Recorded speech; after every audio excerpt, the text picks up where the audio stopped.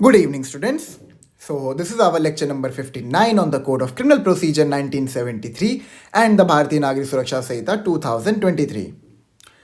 तो हमने अपने लास्ट लेक्चर्स में बेल की डिस्कशन को कमेंट्स किया था. हमने समझा कि बेल एंटिसिपेटरी बेल कैसे ग्रांट होता है, बेलेबल ऑफेंसेस में बेल कैसे ग्रांट होता है, उसके बाद बेल की डेफिनेशन क्या है, बेल बॉन्ड की डेफिनेशन क्या है. ये सारे के सारे टॉपिक्स हमने बहुत ही कॉम्प्रिहेंसिवली कवर कर लिए हैं. ठीक है, तो आइए फिर अब आगे बढ़ते हैं. आज हम लोग सेक्शन 479 एंड सेक्शन 480 को कंक्लूड करेंगे. थोड़ा सेक्शन 480 बड़ा है, इसमें बहुत सारे एस्पेक्ट्स हैं जिनको कवर करना है, तो बहुत ही ध्यानपूर्वक पढ़ेंगे. तो हमने अब तक क्या पढ़ा है? हमने बेल की डेफिनेशन पढ़ी है. बेल क्या होता है? जहां पर आपको लॉ की कस्टडी से रिलीज किया जाता है upon certain conditions, and the conditions can be impose by an officer और कोर्ट. ठीक है, if the person executes a bond और बेल बॉन्ड. फिर बेलेबल ऑफेंस क्या होता है? उन ऑफेंसेस को बेलेबल कहते हैं जो कि शेड्यूल 1 ऑफ द भारतीय नागरिक सुरक्षा संहिता में बेलेबल बताए गए हैं. बेल बॉन्ड क्या होता है? जहां पर एक इंसान किसी श्योरिटी के, जब वो श्योरिटी आपका सिक्योरिटी अमाउंट डिपॉजिट कर देता है तो बेल बॉन्ड हम उसे कहते हैं. ठीक है, एंड बॉन्ड क्या होता है? It can be a personal bond या फिर N undertaking for release without surety. ठीक है, इसमें अब ज़्यादा डेल्व करने के लिए नहीं है, हमने इसको बहुत ही कॉम्प्रिहेंसिवली कवर किया था. फिर हमने एंटिसिपेटरी बेल पढ़ा था. हमने ये पढ़ा था कि हाई कोर्ट और कोर्ट ऑफ सेशन के पास कॉन्करेंट जुरिस्डिक्शन है टू ग्रांट एंटिसिपेटरी बेल. ठीक है, और बेस्ड ऑन सर्टेन कंडीशंस जो कि वो इम्पोज कर सकते हैं. ठीक है, फिर हमने सेक्शन 478 किया था, that is bail in, I am so sorry, हाँ हमने सेक्शन 478 किया था which is basically bail in bailable offence. जो ऑफेंसेस बेलेबल होते हैं वहां पर बेल मिलने का क्या प्रोसीजर होता है, and if the person is indigent या फिर जिसको हम पॉपर भी कहते हैं, वो अपना सिक्योरिटी अमाउंट डिपॉजिट नहीं कर सकता, तो वहां पर उसको उसके पर्सनल बॉन्ड पर हम रिलीज कर देंगे. इतना आपको क्लियर है ना? चलिए ठीक है, अब आगे बढ़ते हैं. आगे बढ़ने से पहले कुछ चीजें आपको मैं लास्ट लेक्चर में बता नहीं पाया था, उनको बता देता हूं. सबसे पहले we will cover the special case of UP, that is Uttar Pradesh. ठीक है, तो यूपी का स्पेशल केस ये है कि जो कोड ऑफ क्रिमिनल प्रोसीजर है, it was enacted in the year 1973. ठीक है, 1973 में इस पर्टिकुलर लॉ को इनैक्ट किया गया था. हमने ये भी समझा था कि जो 1898 का, जो आपका इससे पहले का जो क्रिमिनल प्रोसीजर जो प्रिवेल करता था 1898 का, उसमें एंटिसिपेटरी बेल का कंसेप्ट वाज नॉट प्रेजेंट. ठीक है, फिर कुछ लॉ कमीशन की reports I and based on that anticipatory bell का जो कंसेप्ट है उसको 1973 के सीआरपीसी में इनकलकेट किया गया था. अब हुआ क्या, 1976 में जो यूपी गवर्नमेंट है, ठीक है, जो आपकी उत्तर प्रदेश गवर्नमेंट है, उसने 1976 में कोड ऑफ क्रिमिनल प्रोसीजर 1973 के अंदर एक अमेंडमेंट लाया. ठीक है, और इस अमेंडमेंट के थ्रू जो आपका एंटिसिपेटरी बेल का जो कंसेप्ट है उसकी एप्लीकेशन यूपी से हटा दी गई.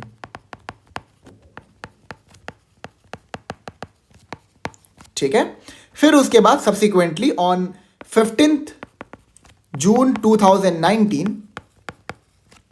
जो ये एंटिसिपेटरी बेल का कंसेप्ट हटा दिया गया था, इसको री इंट्रोड्यूस किया गया in the state of Uttar Pradesh. अब इसको थोड़ा सा ना और एक बार डिटेल में समझ लेते हैं, इसका मतलब क्या है.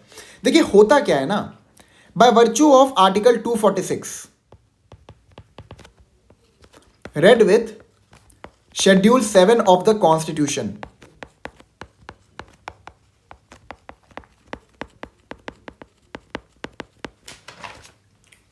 हमारे पास 3 लिस्ट है.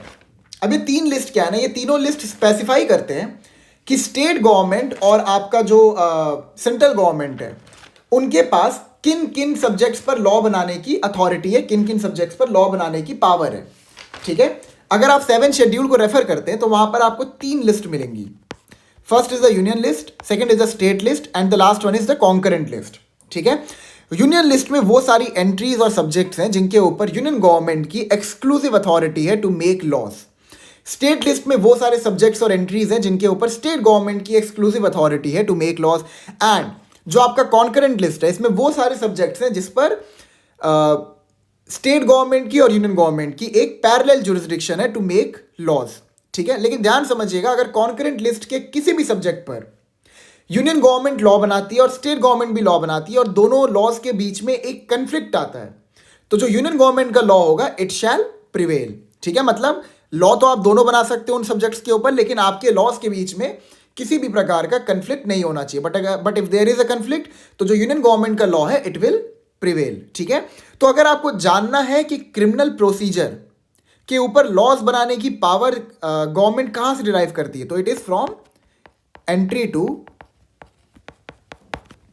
लिस्ट 3। यहां पर बेसिकली जो कॉन्करेंट लिस्ट है, ठीक है, उसके अंदर जो गवर्नमेंट्स है आपकी, यूनियन गवर्नमेंट और स्टेट गवर्नमेंट, दोनों के पास लॉज बनाने की एक पैरेलल जुरिस्डिक्शन है, ठीक है। अच्छा, आई एम सो सॉरी, ये जो आपका डेट है इसको करेक्ट कर लीजिएगा। It is not 15 June, it is 5 जून, ठीक है। री इंट्रोड्यूस किया गया था 5 जून 2019 में। तो हुआ क्या था कि स्टेट गवर्नमेंट, अब देखिए लॉ जो था, जो आपका सीआरपीसी 1973 है, इसको तो इनैक्ट यूनियन गवर्नमेंट ने किया था, ठीक है। लेकिन स्टेट गवर्नमेंट जो थी यूपी की, देवर ऑफ द ओपिनियन कि यहां पर जो एंटिसिपेटरी बेल का कंसेप्ट है इसको हम हटा रहे हैं, और उसको हटाने की वजह से देयर वाज नो कंफ्लिक्ट। जो स्टेट गवर्नमेंट है ना, they can make amendments to the CrPC और BNSS based on the prevailing socio and economic situation of their state. ये आप ध्यान रखिएगा, ठीक है। स्टेट गवर्नमेंट जो है वो बीएनएसएस के अंदर भी अमेंडमेंट्स कर सकते हैं। तो अगर एंटिसिपेटरी बेल का कंसेप्ट हटा दिया गया, तो इसको हटाने का रीजन क्या था? इसको हटाने का रीजन ये था कि यूपी में सेम डे बेल का कंसेप्ट प्रिवेल करता था, ठीक है। आपको जिस दिन अरेस्ट किया गया है, आप उसी दिन क्या कहते हैं कि जो भी कोर्ट है जिसके पास जुरिस्डिक्शन है टू ग्रांट बेल, उसके पास एप्लीकेशन डालिए एंड सेम डे ही आपको या तो बेल ग्रांट कर दी जाएगी या फिर आपकी बेल एप्लीकेशन को रिजेक्ट कर दी जाएगी। But there was no concept such as anticipatory bail prevailing in the UP since 1976 until it was reintroduced on 5th June 2019। इसका मतलब ये भी है कि अभी जो हमारा बीएनएसएस आया है, भारतीय नागरिक सुरक्षा संहिता, इसमें भी अगर यूपी गवर्नमेंट चाहे तो अगेन एक अमेंडमेंट लाके जो आपकी सेक्शन 482 की एप्लीकेशन है उसको हटा सकती है। Is it clear? तो ये आप लोग जान लीजिए, प्रीलिम्स और इंटरव्यू के पर्सपेक्टिव से it is very important. Same day bail का जो कंसेप्ट यूपी में प्रिवेल करता था, ठीक है। ईयर याद रखिए जब इस कंसेप्ट को हटा दिया गया था, दैट इज इन 1976, एंड जब इसको रीइंट्रोड्यूस किया गया दैट इज इन 5 जून 2019। और जो कंसेप्ट प्रिवेल करता था यूपी में that was of same day bail. इतना आपको क्लियर है? अब आइए शुरू करते हैं अपनी डिस्कशन सेक्शन 480 से। अच्छा, एक चीज और रह गई थी, आई एम सो सॉरी। हाँ, तो लास्ट लेक्चर में मैंने आपको एक केस लॉ पढ़ाया था। हाँ, तो लास्ट लेक्चर में मैंने आपको एक केस लॉ पढ़ाया था which was state of MP versus Pradeep Sharma. It was 2015 supreme court. यहां पर सुप्रीम कोर्ट ने यह ऑब्जर्वेशन दी थी कि if a person has declared to be a proclaimed offender by virtue of section 82 subsection 4, he will not be eligible to file an application for anticipatory bail, and if the same application has been filed, the application should be rejected by the court, that is the high court or the court of session। यहां पे supreme court ने ये observation दी थी कि अगर किसी इंसान को प्रोक्लेम्ड ऑफेंडर डिक्लेयर कर दिया गया है, तो अगर वो एप्लीकेशन डालता है फॉर एंटिसिपेटरी बेल, तो उसकी एंटिसिपेटरी बेल की एप्लीकेशन को आउटराइटली रिजेक्ट करना पड़ेगा कोर्ट ऑफ सेशन और हाई कोर्ट को। अब ये क्यों है? अब एक बात बताइए, एक बंदा अगर एक बंदे को अगर प्रोक्लेम्ड ऑफेंडर डिक्लेयर किया गया है, तो क्यों किया गया? बिकॉज उसको कोर्ट जो थी वो कस्टडी में नहीं ले पाए, या फिर उस बंदे को जब बुलाया गया था, समन्स या वारंट उसके अगेंस्ट में इशू किए गए थे, वो इंसान अपनी प्रेजेंस को इंश्योर नहीं किया, ठीक है। That's why the court has declared the particular person to be a proclaimed offender. एक चीज ध्यान रखिएगा कि पहले सेक्शन 82 सबसेक्शन 1 के अंदर कोर्ट एक प्रोक्लेमेशन इशू करता है, ठीक है, और जो ये प्रोक्लेमेशन होता है इसको किसी कंस्पिक्यूअस प्लेस पर चिपका दिया जाता है या फिर न्यूज़पेपर्स में भी इसको पब्लिश कर दिया जाता है। ये उस इंसान को बेसिकली एक इंडिकेशन है कि आपको हम बुला रहे हैं, तो आप अपनी प्रेजेंस को इंश्योर करिए। That's why we have issued a proclamation. And उसके बावजूद अगर वो इंसान प्रोक्लेमेशन से कंप्लाई नहीं करता है, then subsequently by virtue of section 82 subsection 4 the person will be declared to be a proclaimed offender, and that too for certain offenses only, not for every offense। सारे offense में किसी इंसान को आप proclaimed offender declare नहीं कर सकते। The person can only be declare to be a proclaimed offender in certain offences of BNS. ठीक है, उसमें ऑफेंसेस लिखे हुए हैं, आप उसको रेफर कर सकते हैं। तो कोर्ट ने यही कहा कि अगर किसी को एक बार प्रोक्लेम्ड ऑफेंडर डिक्लेयर कर दिया गया है तो उसके पास जो एंटिसिपेटरी बेल की एप्लीकेशन फाइल करने की जो जो राइट थी वो हमने फोरफिट कर ली है। ठीक है, अब देखिए थोड़ा सा ये एब्सर्ड नहीं लग रहा है? एंटिसिपेटरी बेल जो है, जो उसकी एप्लीकेशन है, वो आप कब फाइल कर सकते हो? वो आप तब फाइल कर सकते हो जब आपका अरेस्ट ना हुआ हो। बेसिकली ये एक प्री अरेस्ट ऑर्डर है। ठीक है, मतलब एक प्री अरेस्ट एप्लीकेशन है जो आप फाइल कर सकते हो। एक बार अरेस्ट हो गया तो फिर आप खाली रेगुलर बेल की एप्लीकेशन को फाइल कर सकते हो बिफोर द कोर्ट। ठीक है, ये हमने समझा था लास्ट लेक्चर में। तो अभी तक जब उस इंसान का अरेस्ट नहीं हुआ है तो आप उसके ऊपर एक टोटल एम्बार्गो क्यों लगा रहे हो? Why you are imposing a total embargo and going against the scheme of section 482? Section 482 का जो प्रिंसिपल है आप उसके अगेंस्ट जा रहे हो, बिकॉज सेक्शन 482 सेज कि if the person has not been arrested he can file for an application of anticipatory bell.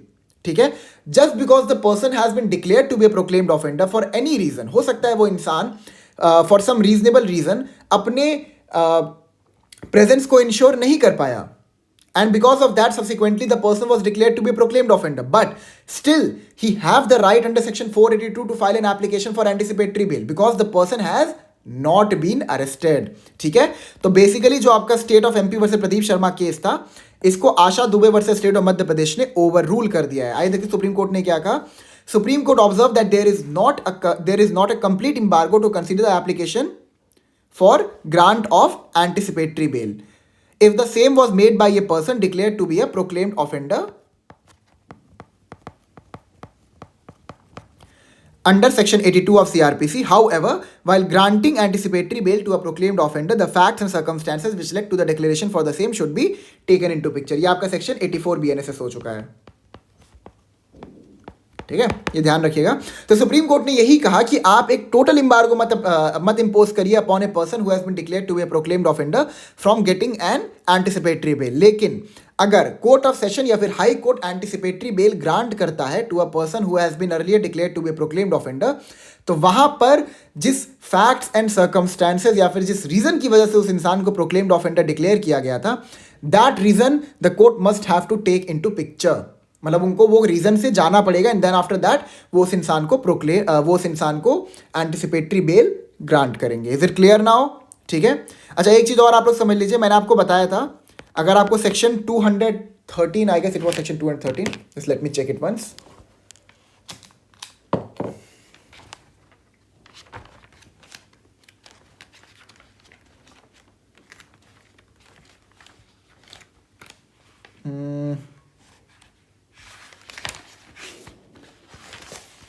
Yes, cognizance of offenses by court of session। मैंने आपको बताया था कि भारतीय नागरिक सुरक्षा संहिता के अंदर देयर आर सम सिचुएशंस जहां पर कॉग्निजेंस लेने की पावर कोर्ट ऑफ सेशन के पास है। तो the section that I was talking about is section 222 subsection 2। ठीक है, आप इसको रेफर कर लीजिएगा। यहां पर कॉग्निजेंस लेने की एक्सक्लूसिव ज्यूरिसडिक्शन है इन the hands of court of session. ठीक है, ये हमने पढ़ा था कि कॉग्निजेंस जो है वो खाली मैजिस्टेरियल कोर्ट ले सकते हैं except as otherwise provided under this Sanhita. Clear है आपको? अब आते हैं सेक्शन 480 की डिस्कशन पे। थोड़ा बड़ा है ये सेक्शन, बट इसको हम लोग कोशिश करेंगे इसी लेक्चर में कंप्लीट करने का।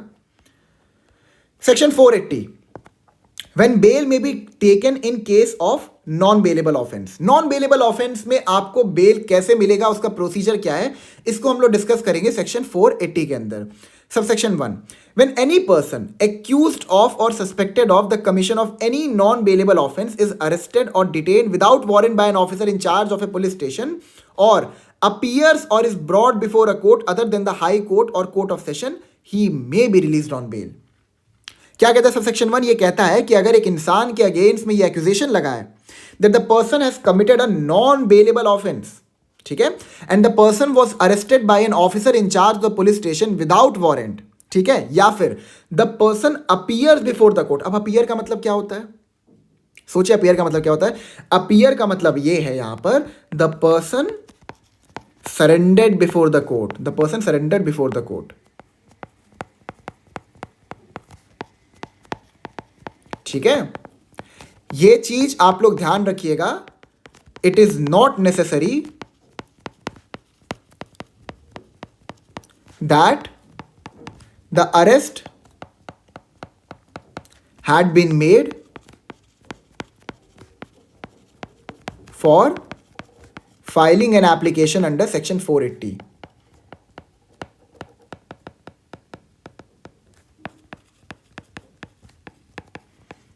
ठीक है, इसका मतलब यहां पर यह है, देखिए पहला पहला पहला सिचुएशन क्या कहता है कि suppose the person has been accused of committing a non bailable offence, तो पुलिस ऑफिसर ने इंफॉर्मेशन रिसीव करने के बाद उस इंसान को अरेस्ट कर लिया, अरेस्ट करने के बाद उसको डिटेन कर लिया, या फिर the person surrendered before the court, वो खुद ही कोर्ट के पास आया और वो सरेंडर कर दिया, वो कहा कि देखिए मैं सरेंडर करता हूं, मुझे अरेस्ट ना किया जाए। अभी देखिए यहां पर सरेंडर करने का मतलब ये नहीं है that the person is accepting that he has committed the offence, वो सरेंडर करके कोर्ट के पास इसलिए आ रहा है कि उसको रेगुलर बेल ग्रांट कर सके कोर्ट। ठीक है, वो कोर्ट के सामने सरेंडर कर दे रहा है और कह रहा है कि मुझे रेगुलर बेल ग्रांट कर दीजिए इस पर्टिकुलर ऑफेंस में, मैं चाहता नहीं हूं कि पुलिस ऑफिसर मेरे को अपने कस्टडी में रखें। ठीक है, या फिर is brought before a court other than the high court और कोर्ट ऑफ सेशन, या फिर उसको कोर्ट के सामने पेश किया गया है बाय द पुलिस ऑफिसर और बाय अ प्राइवेट पर्सन। याद रखिएगा, अरेस्ट करने की जो पावर है it is in the hands of A private person also. ठीक है, हाँ नहीं, प्राइवेट पर्सन डाल दीजिए, यहाँ पे खाली पुलिस ऑफिसर को देखिए, बिकॉज प्राइवेट पर्सन को पुलिस ऑफिसर के पास अगेन उस इंसान को भेजना पड़ता है। ठीक है, या फिर उसको कोर्ट के सामने लाया गया है पुलिस ऑफिसर के द्वारा। ठीक है, तो यहां पर क्या होगा, the person may be released on bail. यहां पर हमने एक डिस्क्रिशन दिया है कि अगर वो इंसान जो है जिसने नॉन बेलेबल ऑफेंस कमिट किया है तो उसको हम बेल पर रिलीज कर सकते हैं, लेकिन but if these situations are satisfied the person should not be released on bail. एक बार फिर समझते हैं इसका मतलब क्या है। यहां पर कहता है कि अगर एक इंसान के अगेंस्ट में एक्यूजेशन लगा या फिर there is a suspicion that the person has committed a non bailable offence, ठीक है, and in pursuance of that the person was arrested by an officer in charge the police station without warrant, या फिर वो इंसान जो है वो court के सामने सरेंडर कर दे या फिर उस इंसान को कोर्ट के सामने लाया गया हो, ठीक है, other than the high court और कोर्ट ऑफ सेशन। ये ध्यान रखिएगा कि हाई कोर्ट और कोर्ट ऑफ सेशन के पास सेक्शन 480 के अंदर बेल ग्रांट करने की अथॉरिटी नहीं है, लेकिन अभी इसके कुछ जो एक्सेप्शंस हैं हम उनको भी समझेंगे। ठीक है, इसका मतलब ये एक यूनिवर्सल प्रिंसिपल नहीं है कि हाई कोर्ट और कोर्ट ऑफ सेशन जो है वो सेक्शन 480 के अंदर बेल ग्रांट नहीं कर सकते, वो कर सकते हैं, कैसे कर सकते हैं वो भी हम लोग समझेंगे। ठीक है, तो यहां पर इस इंसान को बेल मिल सकता है, बट अब बट पे आते हैं। Clause 1, such person shall not be released, देखिए शैल है, मैंडेटरी है, not be so released if there appear reasonable grounds for believing that he has been guilty of an offence punishable with death और imprisonment for life. अब इसका मतलब क्या है, समझिए इसका मतलब क्या है। इसका मतलब यह है कि if the person has been arrested और ब्रॉट बिफोर द कोर्ट, ठीक है, and the person has file an application for bail, उस इंसान ने बेल की एप्लीकेशन फाइल की है मैजिस्ट्रेट के सामने, of course not before the court of session और हाई कोर्ट, तो वो मैजिस्ट्रेट जो है उस इंसान को मैंडेटरली बेल ग्रांट नहीं करेंगे अगर ऐसा कोई ग्राउंड है मैजिस्ट्रेट के पास, या फिर एक रीजन टू बिलीव है, एक रीजनेबल ग्राउंड है मैजिस्ट्रेट के पास that the person who has filed for an application of bail under section 480 has committed an offence which is punishable with death और इम्प्रीजनमेंट फॉर लाइफ। अब इसका मतलब क्या है, इसको बहुत ध्यान समझिएगा आप लोग। ठीक है, इसका मतलब यहां पर ये है, अब इसको आप ऐसे मत समझिएगा कि उस इंसान ने कोई ऐसा ऑफेंस किया जिसकी पनिशमेंट या तो डेथ पेनल्टी हो सकती है या तो लाइफ इंप्रिजनमेंट हो सकती है। इसका मतलब ये नहीं है, इसका मतलब ये है दैट उस पर्टिकुलर ऑफेंस की जो पनिशमेंट है it is life imprisonment and death penalty in alternative, that is section 302 of IPC. इसका करस्पॉन्डिंग प्रोविजन क्या है बीएनएस में आप लोग देख लीजिएगा, बेसिकली पनिशमेंट फॉर मर्डर। ठीक है, मैं कहना क्या चाहता हूं मैं आपको बताता हूं। अगर आप पनिशमेंट फॉर मर्डर के सेक्शन को रेफर करते हैं तो वहां पर आपको मिलेगा कि मर्डर के ऑफेंस के लिए किसी इंसान को लाइफ इंप्रिजनमेंट मिल सकता है या फिर डेथ पेनल्टी भी मिल सकता है। ठीक है, जब ऐसा कोई सिचुएशन रहेगा जहां पर लाइफ इंप्रिजनमेंट और डेथ पेनल्टी किसी ऑफेंस के लिए एक प्रिस्क्राइब पनिशमेंट होगी, only then clause 1 will have its application. अब मैं ऐसा क्यों बोल रहा हूं, मैं आपको बताता हूं मैं ऐसा क्यों बोल रहा हूं। Because if you refer to certain offences, ठीक है, अगर आप मान लीजिए मैं आपको कुछ ऑफेंसेस बता रहा हूं बीएनएस के, ठीक है, अगर आप सेक्शन 338 को रेफर करें, आप सेक्शन 339 को रेफर करें, 343 को रेफर करें, सेक्शन 342 सब सेक्शन 1 को रेफर करें, सेक्शन 341 सब सेक्शन 1 को रेफर करें, सेक्शन 316 सब सेक्शन 5 और आखिरी में सेक्शन 118 सब सेक्शन 2 को रेफर करें, ठीक है। इसके अलावा और भी सेक्शंस हो सकते हैं।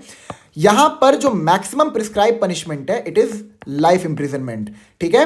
And the court which is competent to try these offences are judicial magistrate of the first class, ठीक है। जो ये आपके ऑफेंसेस हैं इन सेक्शंस के अंदर बीएनएस के, इनकी जो मैक्सिमम प्रिस्क्राइब पनिशमेंट है it is life imprisonment. Life imprisonment इनकी पनिशमेंट है, लेकिन इनका ट्रायल कौन कंडक्ट कर रहा है? Judicial magistrate of the first class. आप शेड्यूल 1 को रेफर कर सकते हैं फॉर द सेम, ठीक है। अब आपके दिमाग में ये आ रहा हो कि judicial magistrate of the first class जो है वो तो खाली 3 साल की पनिशमेंट दे सकता है, तो वो लाइफ इंप्रिजनमेंट कैसे ग्रांट करेगा? अब इसके लिए मैंने आपको पढ़ा के रखा है कि क्या होता है कि अगर judicial magistrate of the first class जो है वो इस ओपिनियन पे है कि इस बंदे को लाइफ इंप्रिजनमेंट ग्रांट करना है एज ए पनिशमेंट, तो वहां पर वो केस रेफर हो जाएगा सीजीएम को। फिर अगेन वो सीजीएम जो है वो केस को सेशन जज के पास रेफर कर देंगे, जिनके पास life imprisonment as a punishment grant करने की अथॉरिटी है, ठीक है। लेकिन जो ट्रायल है ये judicial magistrate of the first class he conduct करेंगे for this particular offense, even though the maximum prescribed punishment for this offense is life imprisonment, ठीक है। तो यहां पर जो आपका क्लॉज 1 है इसकी एप्लीकेशन सिर्फ तभी होगी अगर किसी ऑफेंस की पनिशमेंट इज डेथ पेनल्टी और लाइफ इंप्रिजनमेंट इन ऑल्टरनेटिव। ये आपको क्लियर हो गया? अब हमने ये चीज डाला क्यों है? बिकॉज ऐसा कोई भी ऑफेंस जिसकी पनिशमेंट इज डेथ और life imprisonment in alternative is exclusively triable by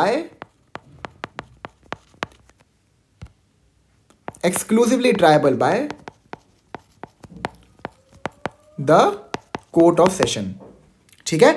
ऐसा कोई भी ऑफेंस जिसकी जो पनिशमेंट है, जिसकी prescribe punishment is life imprisonment and death penalty, उसकी प्रिस्क्राइब पनिशमेंट उसका जो ट्रायल है it is exclusively conducted by the court of session. अब आपको मैं एक चीज और बताता हूं, अगर आपको सेक्शन 187 याद हो, मैं यहां पे बता दे रहा, अगर आपको सेक्शन 187 सब सेक्शन 2 याद हो बीएनएसएस का, तो यहां पर हमने क्या पढ़ा था? यहां पर हमने पढ़ा था कि bye virtue of section 59 of BNSS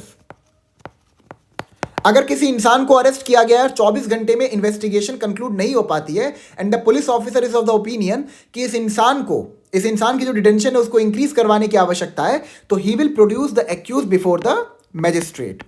और जो मैजिस्ट्रेट है आपके, इट कैन बी जुरिस्डिक्शनल और it can be non jurisdictional, ठीक है। ये आपको क्लियर है? The magistrate can be jurisdictional और नॉन जुरिस्डिक्शनल। लेकिन जब हमने सब सेक्शन 2 पढ़ा था तो हमने ये पढ़ा था कि अगर मैजिस्ट्रेट जो है जिनके सामने एक्यूज्ड को पेश किया गया बाय द पुलिस ऑफिसर, वो इस ओपिनियन पे है कि इस इंसान को बेल ग्रांट कर देना चाहिए, ठीक है, इस इंसान को बेल ग्रांट कर देना चाहिए, और वो जो मैजिस्ट्रेट है जिनके सामने पेश किया गया he is basically a non jurisdictional magistrate, तो वहां पर क्या होता है कि बेल ग्रांट करने के लिए नॉन जुरिस्डिक्शनल मैजिस्ट्रेट जो होते हैं वो एक्यूज्ड को फॉरवर्ड कर देते हैं before the jurisdictional magistrate, because bell grant करने की अथॉरिटी जो होती है वो सिर्फ जुरिस्डिक्शनल मैजिस्ट्रेट के हाथों में ही होती है। Is it clear now?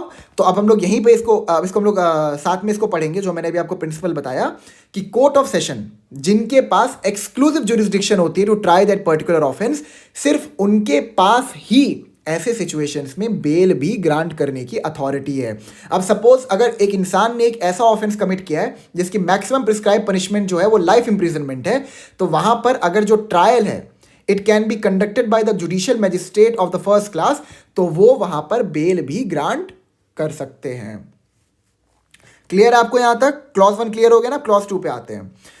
Such person, अब इसको बड़ा ध्यान समझिएगा, हाँ मैं ये पार्ट हटा देता हूं। होप आपने सेक्शंस नोट कर लियो अपने बैरक में या फिर कॉपी में, जो भी आप मेंटेन कर रहे हो। क्लॉज 1 आपको क्लियर हो गया है ना? अब क्लॉज 2 पे आते हैं. Such person again shall not be so released if such offense is a cognizable offense and he had been previously convicted of an offense punishable with death, imprisonment for life or imprisonment for 7 years or more, or he had been previously convicted on 2 or more occasions of a cognizable offense punishable with imprisonment for 3 years or more less than 7 years. मैं समझाता हूँ इसका मतलब क्या है. बहुत ध्यान समझिएगा, बहुत ही इंटरेस्टिंग सेक्शन है. मैं यहाँ पे समझाता हूँ.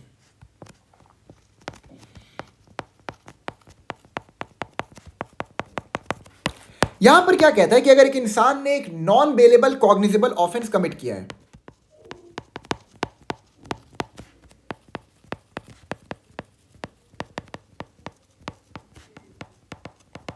ठीक है, किसी इंसान ने अगर एक नॉन बेलेबल या फिर कॉग्निजेबल ऑफेंस अगर कमिट किया है, ठीक है, एंड वो इंसान प्रीवियसली कन्विक्टेड है, प्रीवियसली उसको हम लोग ने कन्विक्ट कर दिया है. मतलब हुआ क्या था कि उस इंसान के अगेंस्ट में पुलिस ऑफिसर ने कोई इंफॉर्मेशन रिसीव की, इंफॉर्मेशन के बेसिस पर पुलिस ऑफिसर ने इन्वेस्टिगेशन किया, फिर इंक्वायरी हुआ, फिर ट्रायल हुआ, फिर जजमेंट आया, जजमेंट आने के बाद सेंटेंस हियरिंग हुआ and the person was found to be guilty. ठीक है, मतलब उस पर्सन को सेंटेंस सुना दिया गया. Previously convicted of life imprisonment और डेथ पेनल्टी और क्या था, एक और था, मैं एक बार देख लेता हूं. हाँ, imprisonment for 7 years or more और 7 years और more. ठीक है, मतलब अगर वो इंसान, कोई इंसान जो है वो प्रीवियसली कन्विक्ट हो चुका है ऑफ एन ऑफेंस जिसकी जो मैक्सिमम प्रिस्क्राइब पनिशमेंट है it is life imprisonment, death penalty या फिर इंप्रिजनमेंट इज 7 years और मोर, तो वहां पर क्या होगा, वहां पर उस इंसान को आप बेल ग्रांट नहीं करेंगे अंडर सेक्शन 480 सबसेक्शन 1. क्या मतलब हुआ इसका? इसका मतलब ये है, मैं क्लियर करता हूं. इसका मतलब ये है, सपोज एक इंसान जो है वो लाइफ, उसको लाइफ इंप्रिजनमेंट ग्रांट कर दी गई थी. ठीक है, कोर्ट ने उसको कन्विक्ट पाया एक पर्टिकुलर ऑफेंस के लिए और उसको life imprisonment as a punishment award कर दिया. अब हुआ क्या कि उसको पार्डन कर दिया गया या फिर जो उसकी सेंटेंस थी उसको कम्यूट कर दिया गया. ठीक है, कम्यूट करने के बाद बेसिकली जो उसका पनिशमेंट बचा वो 3 साल का बचा. ठीक है, अब देखो उसका जो पनिशमेंट था उसको हमने घटा दिया, पार्डन कर दिया, माफ कर दिया इंसान को, लेकिन the person was still being convicted. वो अभी भी कन्विक्टेड तो रहेगा ना, मतलब उसको माना तो गया ना कि the person was guilty, the person has committed an offence. ठीक है, तो अगर एक इंसान जो है उसने कोई भी ऐसा ऑफेंस कमिट किया है पहले जिसकी जो प्रिस्क्राइब मैक्सिमम पनिशमेंट है is life imprisonment, death penalty और द इंप्रिजनमेंट इज 7 years और मोर, तो वहां पर फॉर द प्रेजेंट ऑफेंस जो कि कॉग्निजेबल और नॉन बेलेबल इन नेचर है, वहां पर उसको बेल ग्रांट ना किया जाए. ठीक है, ये आपको क्लियर है? अब इसमें एक और सिचुएशन हो सकता है. सपोज मान लीजिए यहां पर ट्रायल शुरू हुआ. ठीक है, यहां पर जजमेंट आया, जजमेंट में यह पाया गया कि द पर्सन इज गिल्टी. ठीक है, फिर यहां पे सेंटेंस हियरिंग हुई.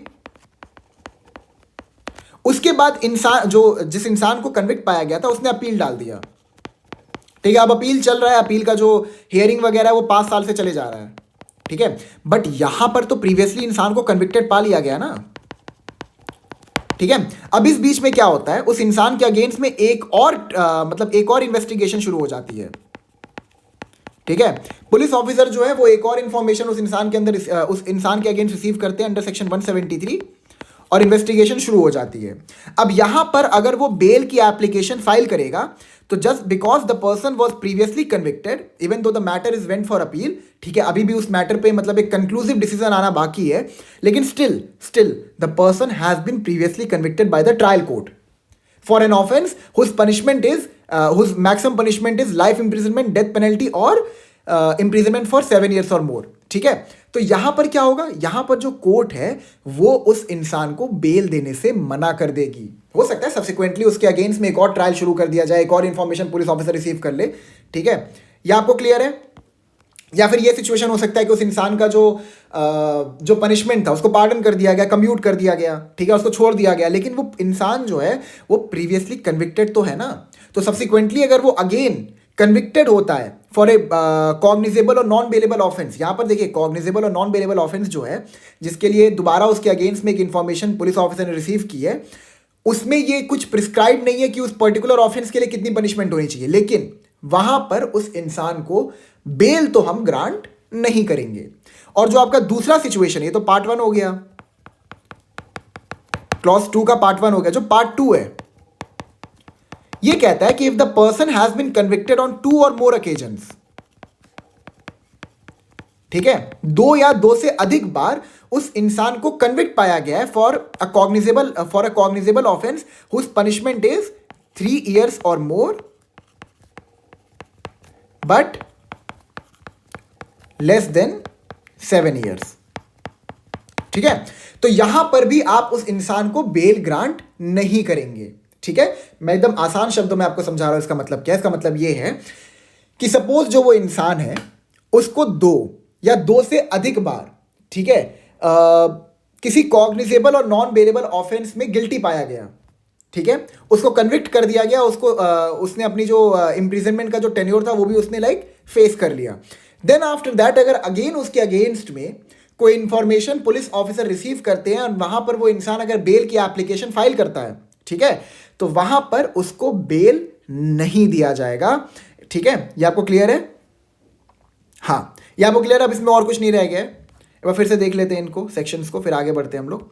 तो क्लॉज 1 क्या कहता है? क्लॉज 1 ये कहता है कि अगर कोई ऐसा ऑफेंस है जिसकी prescribe punishment is in alternative of life imprisonment and death penalty, तो वहां पर मजिस्ट्रेट कोर्ट उस इंसान को बेल ग्रांट नहीं करेंगे, बिकॉज जो ये पर्टिकुलर ऑफेंस है it is exclusively tribal by the court of session. तो कोर्ट ऑफ सेशन ही यहां पर बेल भी ग्रांट करेंगे।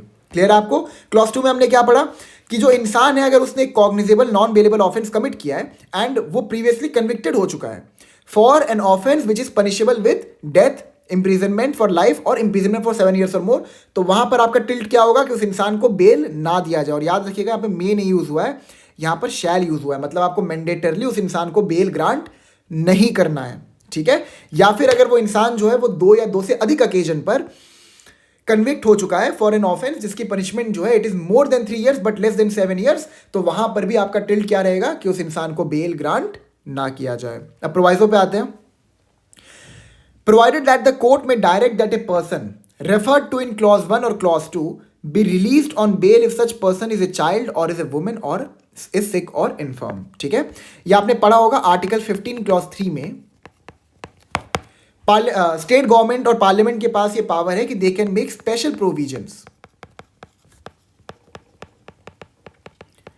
Provisions for women and children. तो बेसिकली आपका जो ये प्रोवाइजो है ना, ये इसी आर्टिकल का एक मैनिफेस्टेशन या फिर इसी के परसुएंस में बेसिकली ये प्रोवाइजो को ऐड किया गया है। तो यहां पर क्या कहता है कि अगर मान लीजिए कोई इंसान है जो कि एक बच्चा है या फिर वो एक वुमेन है या फिर the person is sick, is basically suffering from some incurable disease, या फिर वो इन्फर्म है, बड़ा कमजोर है, ठीक है, जेल में सर्वाइव ना कर पाए, तो वहां पर आपका टिल्ट क्या रहेगा? वहां पर आपका टिल्ट ये रहेगा कि आप उस इंसान को बेल ग्रांट कर दें, इवन दो अगर क्लॉज 1 या क्लॉज 2 की जो सिचुएशन है वो सेटिस्फाई भी हो रही हो, देन आफ्टर उसके बावजूद भी आप उस इंसान को बेल ग्रांट कर दीजिए। क्लियर है आपको? सेकेंड प्रोवाइजो पे आते हैं। Provided further that the court may also direct that a person referred to in clause 2 be released on bail if it is satisfied that it is just and proper so to do for any other special reason, ठीक है। अगर court को ऐसा लगता है, फिर से पढ़ते हैं। provided further that the court may also direct that a person referred to in clause 2 be released on bail if it is satisfied that it is just and proper so to do for any other special reason। अगर court को ऐसा लगता है कि for any exceptional reason या there exists a reasonable ground कि जो clause 2 का जो prohibition है वहां पर वो इंसान फॉल तो करता है लेकिन उसको रिलीज करना इज ऑफ अटमोस्ट इंपॉर्टेंस, तो वहां पर भी उस इंसान को कोर्ट जो है वो रिलीज कर सकती है, provided that the court has to give a speaking order. मतलब कि उनको रीजंस देने पड़ेंगे कि इवन दो क्लॉज 2 का जो प्रोहिबिशन है वो सेटिस्फाई हो रहा था, फिर भी मैंने इस इंसान को रिलीज किया है, तो this is the reason because of which I have release that person. Is it clear now? Third proviso पे आते हैं। Provided also that the mere fact that an accused person may be required for being identified by witnesses during investigation or for police custody beyond the first 15 days shall not be sufficient ground for refusing to grant bail if he is otherwise entitled to be released on bail, and gives an undertaking that he shall comply with such directions as may be given by the court. समझाता हूँ इसका मतलब क्या है. इसको समझने से पहले एक बार एक दो केस लॉ समझ लेते हैं जो इससे रिलेटेड ही है, जो हमने अभी पढ़ा है. पहले आपका Niranjan Singh versus Prabhakar Raja Ram Kharote 1980 supreme court. यहाँ पे सुप्रीम कोर्ट ने ये कहा, the supreme court observe that custody can be implied from surrender and arrest is not necessary for bail. हमने पढ़ा था ना सबसेक्शन 1 के अंदर, that the person simply appears before the court. तो वहां पर क्या होगा, it will be deemed that the person has surrendered before the court. और अगर पर्सन ने सरेंडर कर दिया है तो वहां पर भी वो पर्सन एलिजिबल होगा to get a regular bail. दूसरा केस क्या है, Prashant Singh Bhati versus NCT of Delhi 2001 supreme court. It was observed by the Supreme Court that when an offence is exclusively triable by the court of session, the magistrate is duty bound to refer the accused before the court of session for the purpose of bail. जो हमने अभी पढ़ा ना section 480 subsection 1 clause 1, ये उसी से related case है कि अगर डेथ पेनल्टी और लाइफ इम्प्रीजनमेंट प्रिस्क्राइब पनिशमेंट है for a particular offence in alternative, तो वहां पर जो एक्सक्लूसिव ज्यूरिसडिक्शन है to try that particular offence is in the hands of the court of session. तो वहां पर बेल भी ग्रांट करने की पावर किसके हाथ में होगी, कोर्ट ऑफ सेशन की. That's why you will refer the accuse before the court of session for the purpose of bail, और आप वहां पर बेल ग्रांट नहीं करेंगे. फिर Sushma versus NCT of Delhi 2024 supreme court, ये बहुत ही रिसेंट जजमेंट है. The court observe that the major fact, I am so sorry, it's mayor,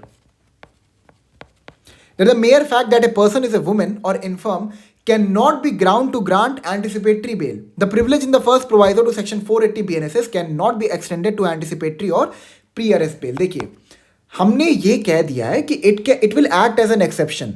ठीक है, it will act as an exception कि अगर कोई वुमेन है, कोई चाइल्ड है, कोई इन्फर्म है या फिर कोई सिक पर्सन है और वो क्लॉज 1 और क्लॉज 2 का जो प्रोहिबिशन है उसमें फॉल कर रहा है, ठीक है, तो उसको आप रिलीज कर सकते हैं. अगर आप चाहें तो आपको डिस्क्रिप्शन दे दिया है, कोर्ट को हमने डिस्क्रिप्शन दे दिया कि वो रिलीज कर सकते हैं. लेकिन द थिंग इज कि just because the person is a women, sick, inform और अ चाइल्ड, आप उसको रिलीज नहीं करेंगे. वहां पर एक एक्सेप्शनल सिचुएशन होना चाहिए. बेस्ड ऑन दैट, मतलब आपके पास एक रीजनिंग होना चाहिए कि प्रोवाइजो के साथ साथ आपके पास एक रीजन भी है कि इस इंसान को रिलीज कर सकते हैं, तभी आप उसको रिलीज करेंगे. क्लियर है आपको? आगे देखते हैं.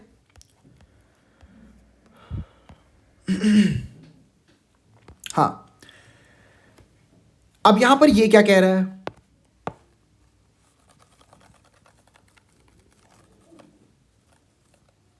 जो आपका थर्ड प्रोवाइजो है, आइए समझते हैं क्या कह रहा है. ये कहता है provided also that the mere fact that an accuse person may be required for being identified by witness. इसको हम कहते हैं टेस्ट आइडेंटिफिकेशन परेड.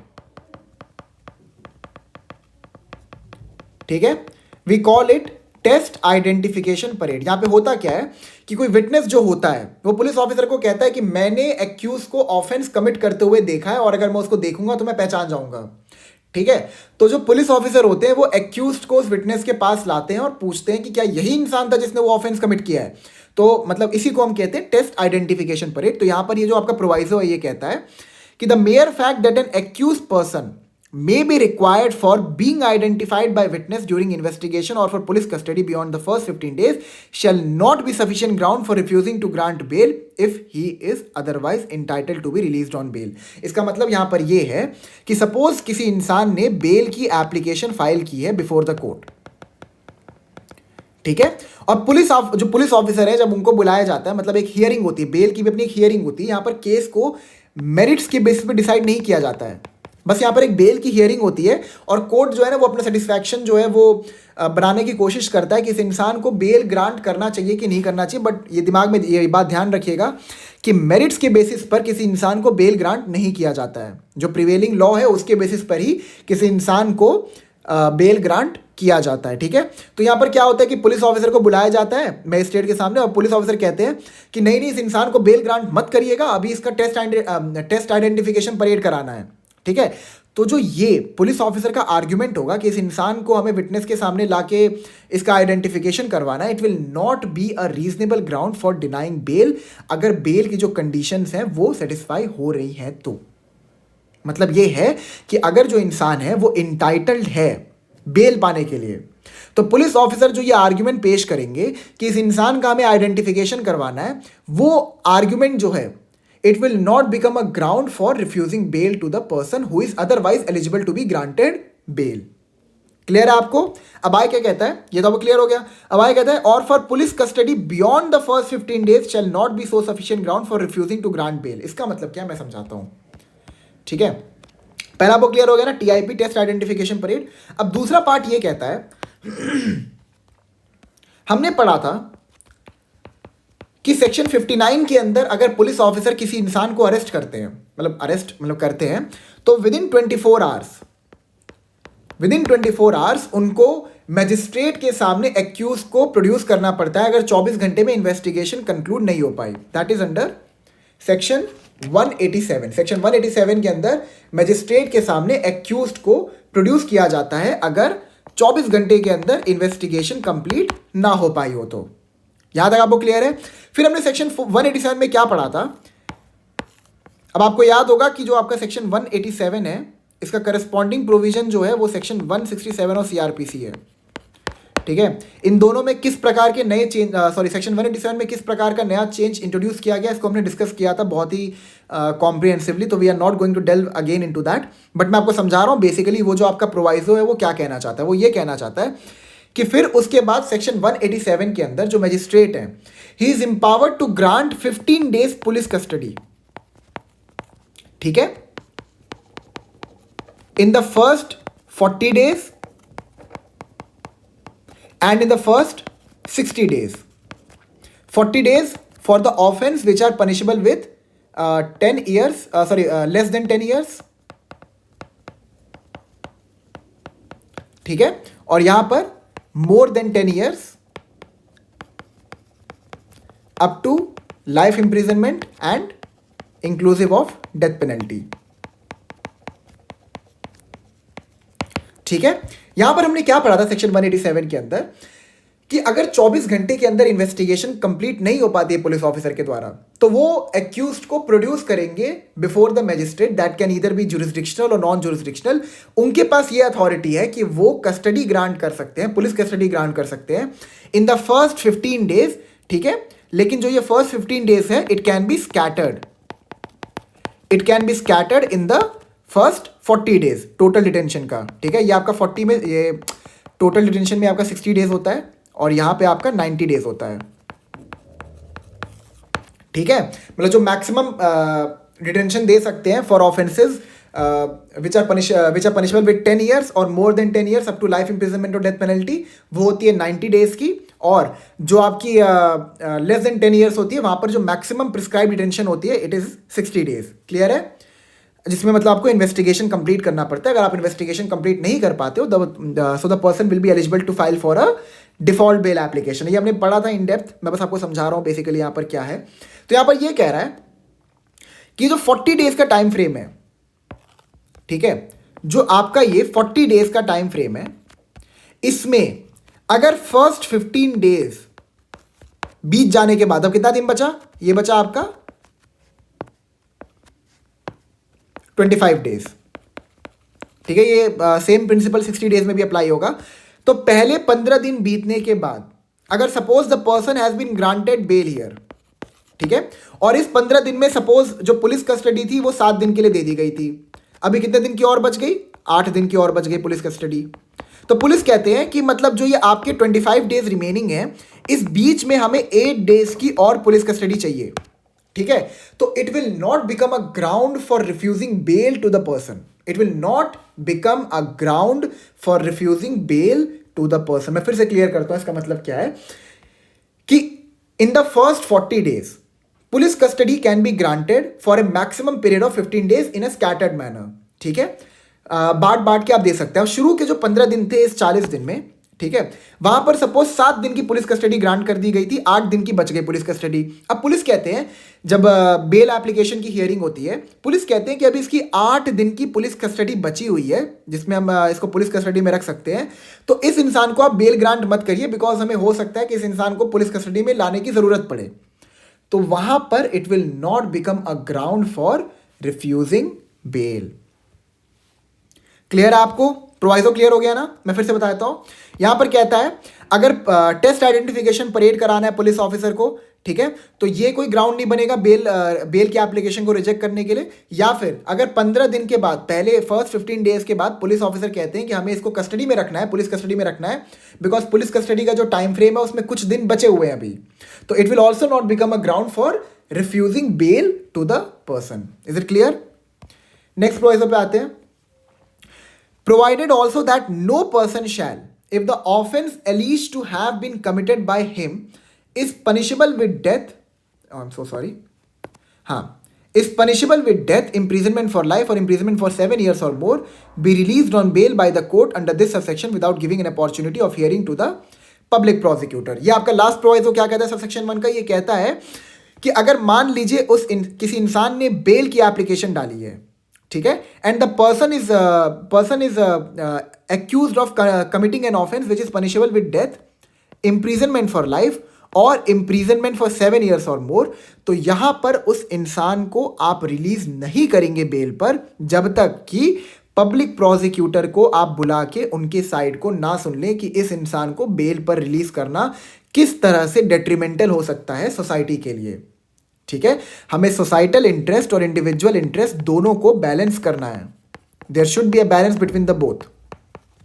ठीक है, अगर इंडिविजुअल को रिलीज करने पर बेल से सोसाइटी को खतरा आ सकता है तो हम उस इंडिविजुअल को रिलीज नहीं करेंगे, लेकिन अगर उस इंसान को रिलीज नहीं करने से उसके इंडिविजुअल इंटरेस्ट को हम हैम्पर कर रहे हैं तो उस इंसान को हम रिलीज कर देंगे। लेकिन पब्लिक प्रोसिक्यूटर को बुला के आपको सुनना पड़ेगा कि दीज आर द ग्राउंड्स, इसके बेसिस पर इस इंसान को रिलीज ना किया जाए because he is a danger to the society. Clear है आपको? अब एक चीज आप और ध्यान रखिएगा, जो आपका ये प्रोवाइजो है इसकी एप्लीकेशन सिर्फ क्लॉज 2 पर है। इसका मतलब क्या है मैं समझाता हूं। देखिए, क्लॉज 2 का जो एक्सेप्शन है वो ये वाला प्रोवाइजो है कि अगर कोई वुमेन है, कोई सिक इंसान है, कोई इन्फॉर्म या चाइल्ड है, तो उसको आप रिलीज कर सकते हो। ठीक है, उसको आप रिलीज कर सकते हो अगर कोर्ट सेटिस्फाइड है तो। ठीक है, अब एक नॉर्मल इंसान जो है उसको तो आप रिलीज नहीं कर सकते, तो वो तो बेल की एप्लीकेशन फाइल ही नहीं कर सकता। होप आपको समझ में आ रहा हो मैं क्या कहना चाहता हूं। अगर कोई मान लीजिए नॉर्मल मेल पर्सन है, हेल्दी मेल पर्सन है, he is not a sick person or not an infirm person, can he file an application under clause 1 or clause 2? क्या उसके लिए कोई प्रोवाइजो है, उसके लिए कोई एक्सेप्शन है? The answer is no. जो एक्सेप्शन है वो खाली इन लोगों के लिए, that is a child, a women, a sick और इन्फर्म। ठीक है, तो सिर्फ ये लोग एप्लीकेशन डाल सकते हैं। बट अगर वो एप्लीकेशन डालते हैं तो bye virtue of this proviso public prosecutor के साइड को भी सुनना पड़ेगा कि इन लोगों को रिलीज क्यों ना किया जाए। Is it clear now? ठीक है, सबसेक्शन 2 पे आते हैं। If it appears to such officer और court at any stage of the investigation, inquiry और trial as the case may be that there are not reasonable grounds, that there are not, एक बार फिर से पढ़ता हूं। If it appears to such officer और court at any stage of the investigation, inquiry और trial as the case may be, ठीक है, यहां पे इन्वेस्टिगेशन, इंक्वायरी और ट्रायल सारे फेजेस को हम कवर कर रहे हैं। As the case may be that there are not reasonable ground for believing that the accused has committed a non bailable offence, but that there are sufficient grounds for further inquiry into his guilt, the accused shall, subject to the provisions of section 492 and pending such inquiry, be released on bail or at the discretion of such officer or court of the execution by him of a bond for his appearance as hereinafter provided। इसका मतलब क्या मैं समझाता हूं। अब होता क्या है कि इन्वेस्टिगेशन, इंक्वायरी और ट्रायल जो कंडक्ट की जा रही है एक्यूज के अगेंस्ट में, वो एक नॉन बेलेबल ऑफेंस में किया जा रहा है। ठीक है, एक ये जो इन्वेस्टिगेशन,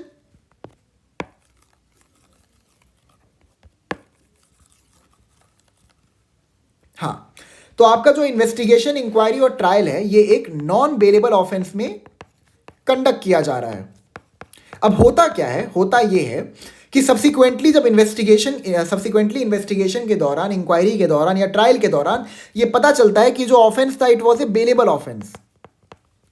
ठीक है, तो अगर ये एक बेलेबल ऑफेंस निकल जाता है तो the person would be released on bail. लेकिन but that there are sufficient grounds for further inquiry into his guilt, the accused shall subject to the provision section 492 and pending such inquiry. Section 492 मतलब क्या है आपका? Cancellation of bail. समझाता हूँ इसका मतलब क्या है सब सेक्शन का। इसका मतलब ये है कि अगर इंक्वायरी, इन्वेस्टिगेशन और ट्रायल के दौरान ये पता चलता है कि उस इंसान ने एक नॉन बेलेबल नहीं बल्कि एक बेलेबल ऑफेंस कमिट किया है, तो उसको सब्जेक्ट टू सेक्शन 492 मतलब कि कुछ कंडीशंस पर आप रिलीज कर देंगे। लेकिन अभी भी इंसान ने ऑफेंस तो कमिट किया है ना, देयर इज अभी भी ऐसा तो लग रहा है ना कि इंसान ने बेलेबल ऑफेंस तो कमिट किया है ना, तो इसका मतलब ये थोड़ी है कि आप उसके अगेंस्ट में ट्रायल, इंक्वायरी, इन्वेस्टिगेशन को ही रोक देंगे। बस उस इंसान को बेल पर रिलीज कर दिया जाएगा, subject to section 492 which is cancellation of bail. उस इंसान को बेल पर रिलीज कर दिया जाएगा, लेकिन उसके अगेंस्ट में जो इन्वेस्टिगेशन, इंक्वायरी या फिर ट्रायल चल रही थी वो डिसकंटिन्यूड नहीं होगी, उसको कंटिन्यू किया जाएगा। क्लियर है आपको? सबसेक्शन 3 पे आते हैं। When a person accused or suspected of the commission of an offence punishable with imprisonment which may extend to 7 years or more, or of an offence under chapter 6, chapter 7 और chapter, ये chapter क्या क्या है मैं बताता हूँ, फिर से बताता हूँ एक बार आपको। When a person accused or suspected of the commission of an offence punishable with imprisonment which may extend to 7 years or more of an offence under chapter 6, chapter 6 is basically offence against human body, ठीक है, offences against human body. Chapter 7 is against state, offenses against the state, and chapter it is 17, chapter 17 is against property. तो यहां पर यह कहता है कि अगर मान लीजिए किसी इंसान ने कोई एक ऐसा ऑफेंस कमिट किया है, ठीक है, जिसकी पनिशमेंट जो है वो 7 साल या 7 साल से अधिक की है, ठीक है, यहां देखिए लिखा है ना, पनिशबल विद इम्प्रिजमेंट विच में एक्सटेंड टू 7 years और मोर ऑफ एन ऑफेंस, ठीक है, जिसकी जो पनिशमेंट है वो 7 साल या 7 साल से अधिक की है, मतलब एक्सटेंड टू 7 years मतलब 7 साल से अधिक की है, ठीक है। तो वहां पर अगर ये चैप्टर्स में वो ऑफेंस फॉल करता है, that is chapter 6, chapter 7 and chapter 17 भारतीय न्याय संहिता 2023 में, और abetment of or conspiracy or attempt to commit any such offense is released on bail under subsection 1, the court shall impose the conditions। यहाँ पर basically ये कहता है कि अगर किसी इंसान ने चैप्टर 6, चैप्टर 7, चैप्टर 17 के अंदर कोई ऑफेंस किया है, ये बाकी उसके कॉन्कमिटेंट है कि मतलब उसने अबेट किया इनके अंदर ऑफेंस, मतलब किसी इंसान को अबेट किया कि वो इन चैप्टर के अंदर ऑफेंस करे, या फिर कंस्पायर किया किसी इंसान के साथ कि वो इन चैप्टर्स के अंदर ऑफेंस करे, ठीक है, या फिर अटेम्प्ट किया इन चैप्टर्स के अंदर ऑफेंस करने का, ये उसके कॉन्कमिटेंट्स हैं। तो बेसिकली क्या कहना चाहता है कि अगर इन चैप्टर्स के अंदर किसी इंसान ने कोई ऑफेंस कमिट किया है जिसकी पनिशमेंट इज ईदर 7 years और मोर, तो वहां पर अगर उस इंसान को रिलीज किया जा रहा है अंडर सेक्शन 480 सबसेक्शन 1, तो ये जो आपके कंडीशंस हैं, ये कंडीशंस तो आपको नेसेसरली इंपोज करने पड़ेंगे बेल में, ठीक है। ए कहता है that such person shall attend in accordance with the conditions of the bond executed in this chapter, ठीक है, क्लियर है। That such person shall not commit an offence similar to the offence of which he is accused और suspected of the commission of which he is suspected, and that such person shall not directly और indirectly make any inducement, threat और promise to any person acquainted with the facts of the case so as to dissuade him from disclosing such facts to the court or to any police officer or tamper with the evidence, ठीक है। ये तो काफी prima facie clear है, इसमें delve करने की जरूरत नहीं है। And may also impose in the interest of justice such other condition as it considers necessary. तो आप ये क्लॉजेस को खुद पढ़ लीजिएगा, इसमें कुछ ज्यादा डेल्व करने के लिए नहीं है। जो बेसिक चीज था वो मैंने आपको समझा दिया कि अगर चैप्टर 6, चैप्टर 7 और चैप्टर 17 के अंदर किसी इंसान ने कोई ऑफेंस कमिट किया है, ठीक है, तो वहां पर अगर कोर्ट उसको बेल ग्रांट करती है अंडर सेक्शन 480 सब सेक्शन 1, तो ये सारे जो नेसेसरी कंडीशंस हैं उस उस बॉन्ड में कोर्ट को डालने पड़ेंगे। क्लियर है आपको? सब सेक्शन 4 पे, an officer or a court releasing any person on bail under sub section 1 or sub section 2 shall record in writing his or its reasons or special reasons for so doing. यहाँ पे basically again वही है आपका कि अगर आप subsection 1 या subsection 2 के अंदर किसी इंसान को रिलीज कर रहे हैं, तो वहां पर आपको स्पीकिंग ऑर्डर देना पड़ेगा, आपको रीजंस देने पड़ेंगे कि आप इस इंसान को क्यों रिलीज कर रहे हो। क्लियर है? बेल पे basically. Subsection 5, any court which has released a person on bail under subsection 1 or subsection 2 may, if it considers it necessary so to do, direct that such person be arrested and commit him to custody. Again हमने court को यह authority भी दे दी है कि अगर आपने subsection 1 or subsection 2 में किसी इंसान को रिलीज किया है, तो सब्सिक्वेंटली उसका अगेन अरेस्ट किया जा सकता है और अरेस्ट करने के बाद उसको कस्टडी में रखा जा सकता है, that is in judicial custody या फिर police custody. This is again cancellation of bail, ठीक है। Subsection 6, if in any case triable by a magistrate the trial of a person accused of any non bailable offence is not concluded. देखिए यहां पे magistrate की बात हो रही है तो कोर्ट ऑफ सेशन को यहां पे आप नहीं गिनेंगे। The trial of a person accused of any non bailable offence is not concluded within a period of 60 days from the first date fixed for taking evidence in the case.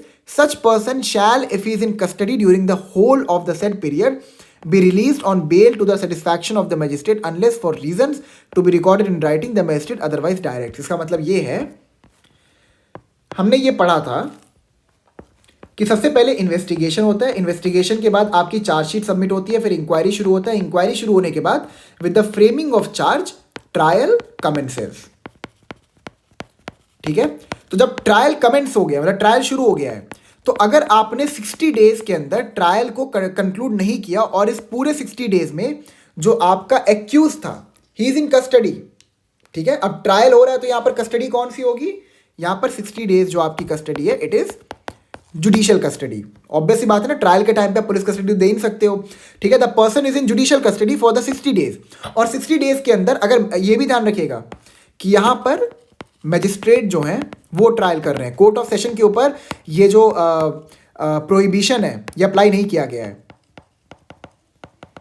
ठीक है, ये जो आपका prohibition है ये सिर्फ मैजिस्टेरियल courts पर ही apply किया गया है। कहता है कि अगर ट्रायल शुरू हो गया और ट्रायल जो है वो 60 दिन में कंक्लूड नहीं हुआ and the person is in judicial custody, ठीक है, तो आपको उस इंसान को रिलीज करना पड़ेगा। ठीक है, सच पर्सन शैल, देखिए मैंडेटरी है, if is in custody during the whole of the said period be released on bail to the satisfaction of the magistrate unless for reasons to be recorded in writing the magistrate otherwise direct. लेकिन magistrate अगर इस opinion पे है कि उस इंसान को release ना किया जाए तो उनको एक स्पीकिंग ऑर्डर देना पड़ेगा, उनको रीजनिंग देनी पड़ेगी कि मैं क्यों इस इंसान को 60 डेज ऑफ टाइम फ्रेम जो दिया है ट्रायल के लिए उसके बाद रिलीज नहीं कर रहा हूं।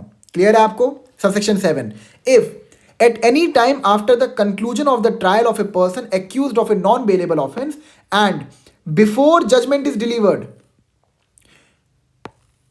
ठीक है, the court is of opinion that there are reasonable grounds for believing that the accused is not guilty of any such offense, ठीक है, is not guilty of any such offense, it shall release the accused if he is in custody on the execution by him of a bond for his appearance to hear judgment delivered। इसका मतलब क्या है मैं समझाता हूं। देखिए subsection 7 ये कहता है कि ट्रायल के कंक्लूड होने से पहले, ठीक है, देखिए before the conclusion of the trial, मतलब ट्रायल शुरू हो गया है लेकिन ट्रायल के खत्म होने से पहले अगर कोर्ट को जजमेंट डिलीवर करने से पहले ये चीज कभी भी पता चल जाती है कि द पर्सन इज, ये देखिए ये कहता है if at any time after conclusion of trial, मतलब ट्रायल के कंक्लूड होने के बाद, आई एम सो सॉरी, अगर ट्रायल के कंक्लूड होने के बाद and that is before the delivery of judgment, ठीक है, जो कोर्ट है उनको ये अनुमान लग जाता है कि ये जो इंसान है इसको एक्विट करना है, the person should be acquitted, तो वहां पर क्या होगा, वहां पर the court will release that accused, ठीक है, who was in the opinion of the court is not guilty on bail, कि वो इंसान जो है जजमेंट के डिलीवरी के टाइम पे अपनी प्रेजेंस को इंश्योर करेगा। इसका मतलब क्या, बहुत आसान है, बिल्कुल भी टफ नहीं है। इसका मतलब यहां पर ये है, इसका मतलब यहां पर ये है कि देखिए यहां पर आपका ट्रायल शुरू होता है, ठीक है, फिर यहां पे आपका ट्रायल चलता है, यहां पे एविडेंसेस वगैरह फर्निश किए जाते हैं, विटनेसेस की टेस्टिमनी ली जाती है, फिर यहां पर आपका जजमेंट आता है। ठीक है, सपोज यहां पर ट्रायल जो है वो कंक्लूड हो गया एंड जजमेंट जो है वो 15 दिन के बाद कोर्ट कहती है कि सुनाएगी, उसके बाद जजमेंट आने के बाद फिर आपकी सेंटेंस हियरिंग होती है। ठीक है, अब सपोज हुआ क्या कि ट्रायल कंक्लूड हो गया इस पॉइंट ऑफ टाइम पे, अब 15 दिन के बाद जजमेंट देना है, 15 दिन के बाद जजमेंट डिलीवर किया जाएगा, लेकिन कोर्ट को तो पता चल गया ना that whether the person is acquittal, whether the person is guilty और नॉट। ठीक है, ये तो कोर्ट को पता चल गया है कि वो इंसान गिल्टी है कि नहीं है, तो कोर्ट क्या करेगा, ट्रायल के कंक्लूजन के बाद and before the delivery of judgment उस इंसान को रिलीज कर देगा ऑन बेल। और बेल की बस एक ही कंडीशन होगी कि जब जजमेंट सुनाया जाएगा तो उस टाइम पर तुम अपनी प्रेजेंस को इंश्योर करोगे, बस जजमेंट डिलीवरी के टाइम पे तुम कोर्ट में प्रेजेंट रहोगे, बस इतनी ही वहां पे कंडीशन, और कोई भी कंडीशन कोर्ट इंपोज नहीं करेगा। क्लियर है आपको? फिर से पढ़ लेते हैं एक बार इसको।